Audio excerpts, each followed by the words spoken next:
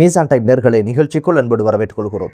ஈரானுக்கு எதிரான அமெரிக்காவினுடைய யுத்தத்தை நிறைவுக்கு கொண்டு வருவதாக அதிரடியாக அமெரிக்க ஜனாதிபதி அறிவிப்பு. ஈரானுடைய கன்னிவெடியில் சிக்கி சின்ன பின்னமாகி சிதறிய எண்ணெய் டேங்கர் என்ற பல்வேறு செய்திகளோட வாஷிங்டன் துப்பாக்கி சூட்டில் 2 பேர் பலியானதோட 5 படுகாயமடைந்த சம்பவமும் பெரும் பரபரப்பை ஏற்படுத்தியிருக்கு என்ற பல்வேறு செய்திகள் தான் இன்றைய பதிவு. வாங்க வீடியோக்குள்ள போகலாம், விரிவாக பார்க்கலாம். அமெரிக்க ஜனாதிபதி டொனால்ட் ட்ரம்ப் ஈரானுக்கு எதிரான யுத்தத்தை நிறைவுக்கு கொண்டு வருவதாகவும் மீண்டும் பேச்சுவார்த்தைக்கு செல்வதற்கான தனது விருப்பத்தை தெரிவிச்சிருக்கிறாரு. ஈரானும் இதுக்கான ஒப்புதலை வழங்கியிருக்கு. 14வது நாளுக்கான ஈரான் மீதான தாக்குதல் குறித்த திட்டத்தையும் வரைபடத்தையும் வாஷிங்டன் ஜனாதிபதி டொனால்ட் ட்ரம்ப் கையில வழங்கினாங்க. வழங்கியதற்கு இதற்கான எந்த ஒரு ஒப்புதலையும் வழங்காமலே ஈரானுக்கு எதிரான யுத்தத்தை தான் நிறைவுக்கு கொண்டு வருவதாகவும் சமாதான பேச்சுவார்த்தையை தொடங்கலாம் அப்படின்ற ஒரு தனது விருப்பத்தை தெரிவித்ததுக்கு இணங்க இப்போது ஈரான் அதுக்கான ஒப்புதலை வழங்கி இப்போது இரு நாடுகளுக்கும் இடையிலான பரஸ்பர தாக்குதலும் பழிக்கு பழி என்ற பல்வேறு கோணங்கள்ல தாக்குதல்கள் மேற்கொள்ளப்பட்டது. இந்த தாக்குதல்கள் இப்போது நிறைவுக்கு வந்திருப்பது என்பது ஒரு ஆறுதலான செய்தியோட இப்போது எரிபொருளுடைய விலைகளும் பாரிய அளவு குறைந்திருப்பதான செய்தி மிகப்பெரிய ஒரு ஆறுதலை இப்போது மக்களுக்கு வழங்கியிருக்கு. அமெரிக்க ஜனாதிபதியுடைய இந்த மனமாற்றத்துக்கு காரணம் தான் என்ன? ஈரானுக்கு எதிரான பரந்துபட்ட யுத்தத்தை தொடங்குவதாகவும் ஹோர்முஸ் ஜலசந்தியை மீட்கப் போவதாகவும் ஈரான் அடிப்படையை சேர்ந்து பேச்சுவார்த்தைக்கு வர வைப்பதற்கான பல்வேறு முனைப்புகளை அவர் மேற்கொண்ட சூழ்நிலையில கண்ணுக்கு கண் பலிக்கு பலி அப்படின்னு சொல்லி அமெரிக்க இராணுவம் மீது தாக்குதல் நடத்திட்டால் பாரிய விளைவுகளை ஈரான் சந்திக்கும், ஒரு கப்பல் தாக்கப்பட்டால் ஈரானுடைய ஒரு பாலம் உடைக்கப்படும், நாட்டையே இருள மூழ்கடிப்போம் அப்படின்னு பல்வேறு மிரட்டல்களுக்கு மத்தியில இப்போது எதற்காக அவராக முன்வந்து யுத்தத்தை நிறைவுக்கு கொண்டு வந்துடலாம், சமாதானத்தை நோக்கி பயணிக்கலாம், ஒரு பேச்சுவார்த்தைக்கு போயிடுவோம் அப்படின்ற ஒரு நிலைக்கு எதனால இவர் மாறினாரு, என்ன காரணத்தினால இந்த மாற்றம் ஏற்பட்டது அப்படின்னு கேட்டீங்கன்னா நியூயார்க் டைம்ஸ் பத்திரிகை இது குறித்த ஒரு செய்தியை வெளியிட்டிருக்காங்க. இது என்ன அப்படின்னு பார்த்தீங்கன்னா திடீரென வெள்ளை மாளிகையில் ஒரு கூட்டம் நடந்திருக்கு. இந்த கூட்டத்தில் ராணுவ தரப்புல வந்தவங்க என்ன சொல்லியிருக்கிறாங்க அப்படின்னு பார்த்தீங்கன்னா இதற்கு மேலே ஈரான் மீது தாக்குதல் நடத்தினால் அது நமக்கு மிகப்பெரிய ஒரு ஆபத்தை உண்டு பண்ணும், இதுவரைக்கும் காணாத சேதங்களை நம்ம காண வேண்டி வரும், உயிர் சேதங்கள் இரட்டிப்பாகலாம் அப்படின்ற பல்வேறு எச்சரிக்கைகளை விட்டுருக்காங்க. காரணம் என்ன அப்படின்னு பார்த்தீங்கன்னா அமெரிக்காவுடைய வான் பாதுகாப்புக்கு பயன்படுத்துகின்ற ஏவுகணைகளுடைய தட்டுப்பாடு இப்போது ஏற்பட்டிருப்பதனால வான் பாதுகாப்பு அதற்கு தேவையான இராணுவ வளங்கள் இல்லாமல் இந்த ஒரு யுத்தத்தை மேற்கொள்ள முடியாது.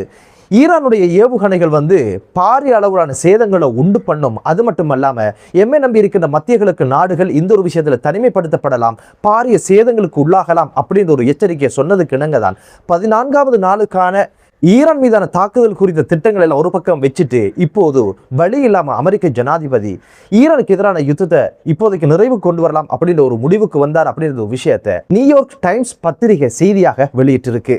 இவர்களை நம்பி இருக்கின்ற இவர்களோட நேச உறவை பேணுகின்ற பல்வேறு மத்தியர்களுக்கு நாடுகள் அதனுடைய உட்கட்டமைப்பு வரைக்கும் தாக்குதலுக்கு இலக்கானது மட்டுமல்லாம இப்போது அமெரிக்காவினுடைய இராணுவ தளங்களை எல்லாம் காலி செய்துவிட்டு இப்போது இராணுவ வீரர்களே ஆங்காங்கே பத்திரமாக ஹோட்டல்களில் தங்க வைக்கின்ற சூழ்நிலை உருவாகி இருப்பது இப்போது அமெரிக்காவில் மிகப்பெரிய ஒரு அதிர்ச்சியை உண்டு பண்ணி இருந்தது. இந்த ஒரு விஷயத்தை கண்ணு காணாமலும் அமெரிக்க ஜனாதிபதி ஏதோ ஒரு யுத்தத்தை நிறைவுக்கு கொண்டு வந்துடலாம் அப்படின்னு பயணிச்ச போதிலும் இப்போது அமெரிக்காவினுடைய இராணுவ தளங்களிலிருந்து பல்வேறு இராணுவ விமானங்கள் எல்லாம் இப்போது அகற்றப்படுகின்ற ஒரு சூழ்நிலை உருவாகி இருப்பதனால இதுக்கு மேல கௌரவம் பார்த்தா பெரும் சேதங்களை நாம் அனுபவிக்க வேண்டி வரும் என்பதனால அமெரிக்க ஜனாதிபதி இப்போது ஒரு முடிவுக்கு வந்துதான் இப்போது ஈரானுக்கு எதிரான யுத்தத்தை நிறைவுக்கு கொண்டு வரலாம், சமாதானத்தை நோக்கி பயணிக்கலாம் அப்படின்னு ஒரு விஷயத்தை சொல்லியிருக்கிறாரு. இப்போது ஈரான் அடம் பிடிக்காம பரவாயில்ல சமாதானம் தானே கேட்குறீங்க, பரவாயில்ல சமாதானத்தை உண்டு பண்ணுங்க, பேச்சுவார்த்தைக்கு போயிடலாம் அப்படின்ற ஒரு விஷயத்துக்காக அவங்க தரப்புல இப்போது ஒப்புதலையும் வழங்கியிருக்கிறாங்க. அமெரிக்காவுக்கு இருந்த தெரிவுகள் என்ன அப்படின்னு பார்த்தீங்கன்னா ஈரானை அடிபணியை செய்வதற்காக ஹோர்முஸ் ஜலசந்தியை ஈரானுடைய கட்டுப்பாட்டிலிருந்து பிடுங்கணும் அப்படின்னு இருந்தா ஈரான் மீது பலத்த ஒரு தாக்குதலை நடத்தணும். அப்படியான ஒரு தாக்குதலை பல மாதங்கள் மேற்கொண்டும் ஈரான் எந்த ஒரு வகையிலும் அடிபணி இல்லை. ஹோர்முஸ் ஜலசந்தி இவ்வளவு முக்கியம் என்பதை ஈரான் இந்த யுத்தத்துக்கு பிறகுதான் புரிந்து கொண்டது. அந்த ஹோர்முஸ் ஜலசந்தியை விட்டு கொடுக்காமலே ஈரான் யுத்தத்தில் களம் கண்டது. அமெரிக்கா மேற்கொண்ட தாக்குதல்ல ஈரானை கட்டுப்படுத்த முடியாத ஒரு சூழ்நிலை உருவாச்சு. அந்த ஒரு தாக்குதலை மேலும் மேற்கொண்டா நிச்சயமாக இதுக்கு பிறகு ஈரானுடைய பதிலடி பலமாக இருக்கும் என்பதனால மேற்கொண்ட இந்த ஒரு தாக்குதலையும் அவங்களால் அமெரிக்காவால் மேற்கொள்ள முடியாது அப்படின்னு ஒரு விஷயம் தெரியுது. அடுத்து இருக்கிற தெரிவு முறை என்ன அப்படின்னு பாத்தீங்கன்னா அமெரிக்கா ஈரானுக்கு எதிரான கடல் முற்றுகையை மேற்கொண்டு ஈரானுடைய எண்ணெய் வர்த்தகத்துக்கு ஒரு தடையை விதிக்கிறது தான். ஆனா 40 வருடங்கள் பொருளாதார தடை தடைக்குள்ள இருந்தவங்களால பல ஆண்டுகள் அந்த ஒரு விஷயத்தை கடந்து போகலாம் என்பதனால அமெரிக்காவுக்கு ஒரு தேய்மான யுத்தமாகவும் ஒரு கடல்வழி முற்றுகையாகவும் இது இருப்பதனால அவ்வளவு காலத்துக்கு பாரிய அளவுன இராணுவ தளவாடங்களோடு பாரிய இராணுவ படைகளை அங்க தரிக்க வச்சு செய்வது என்பது சாத்தியமான விடயம் இல்லை அப்படின்னு ஒரு விஷயத்தையும் சொல்றாங்க.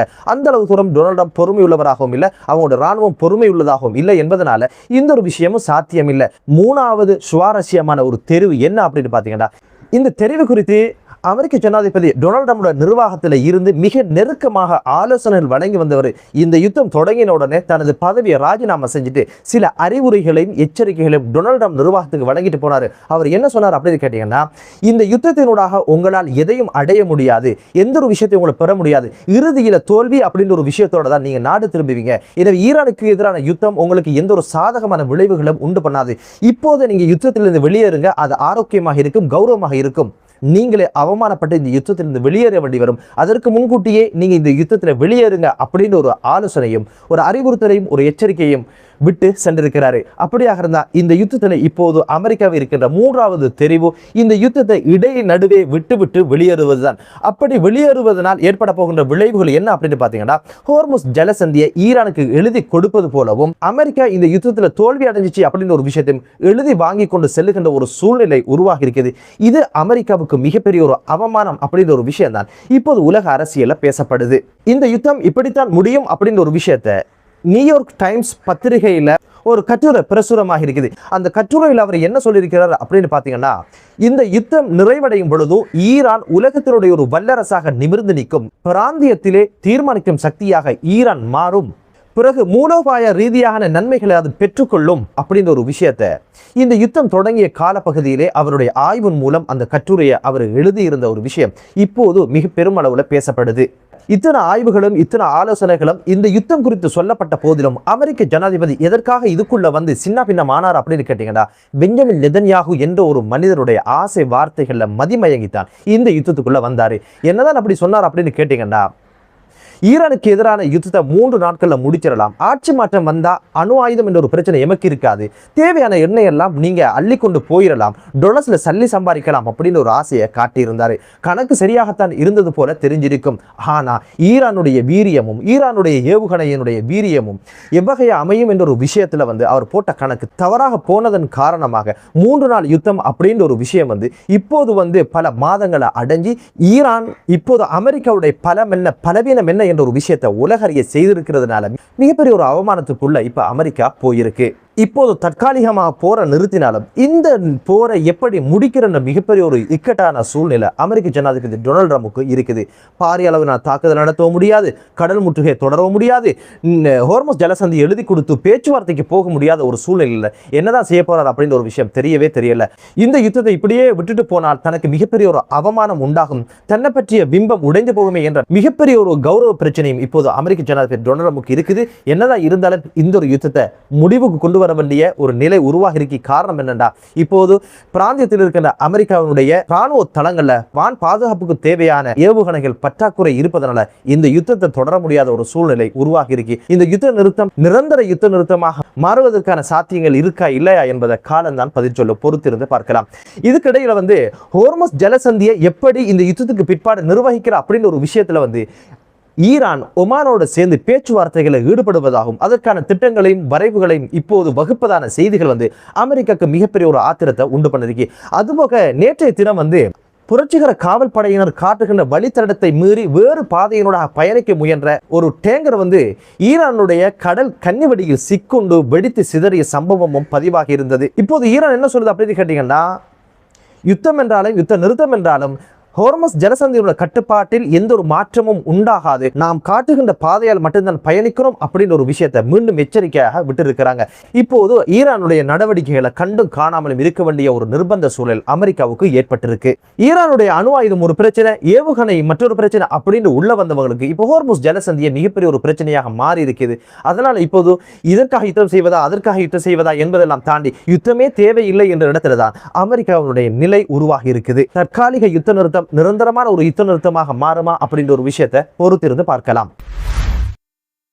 வாஷிங்டன் துப்பாக்கி தூட்டு சம்பவத்தில் 2 பேர் பலியாகி 5 பேர் படுகாயமடைந்த சம்பவம் பெரும் அதிர்ச்சியையும் பெரும் அதிர்வலையையும் உண்டு பண்ணிருக்கு. இதுவரைக்கும் இந்த துப்பாக்கி சூட்டின் பின்புலம் என்ன, எதற்காக இந்த துப்பாக்கி சூட்டை நடத்தியது, எதற்காக நடத்தப்பட்டது, யார் நடத்தினாங்க, எந்த ஒரு தகவலும் வெளிவராத சூழ்நிலையில் தான் இப்போது 2 பேர் பலியானதோட 5 பேர் படுகாயம் அடைந்த என்ற செய்தி மட்டும்தான் அமெரிக்காவில் இருந்து வெளிவந்த செய்திகள் சொல்லுது. இப்போது அமெரிக்கால மிகப்பெரிய ஒரு வாத பிரதிவாதங்கள் உண்டாக்கிற ஒரு விஷயம் என்ன அப்படின்னு பாத்தீங்கன்னா, அமெரிக்காவில் சாதாரணமாக எல்லார் கைகளிலும் துப்பாக்கி கிடைப்பதற்கான வழிவகைகள் தான் அங்கிருக்கின்ற சட்டங்கள் கொடுத்திருக்குது. அமெரிக்காவில் வருடந்தோறும் ஆயிரக்கணக்கானவர்கள் சுட்டுக் கொல்லப்படுகின்ற சூழ்நிலை இருக்கின்ற இந்த நிலையில தான் அந்நிய நாடுகளோட யுத்தம், கெடுபிடி, அச்சுறுத்தல், பாதுகாப்புக்கு அச்சுறுத்தல், அப்படி இப்படின்னு சொல்லி அமெரிக்க ஜனாதிபதி யுத்தத்தை தொடர்றாரு. அவர நாட்டில் ஏகப்பட்ட பிரச்சனை இருக்கு. அதை கூட பார்க்கறதுக்கு அவங்களுக்கு நேரம் இல்லாத சூழ்நிலையில் தான் மத்திய கிழக்கு நாடுகளை இலக்கு வைத்து பெரும்பெரும் யுத்தங்களை செய்கின்ற ஒரு சூழ்நிலைக்கு தள்ளப்பட்டிருக்கிறாரு. அனைத்து நாடுகளிலும் யுத்தம் இல்லாத ஒரு சூழல் உருவாகட்டும் என்ற பிரார்த்தனையோடு மற்றொரு காணொலியிலே உங்கள் அனைவரையும் சந்திக்கும் வரை விடைபெறுகிறேன். நன்றி.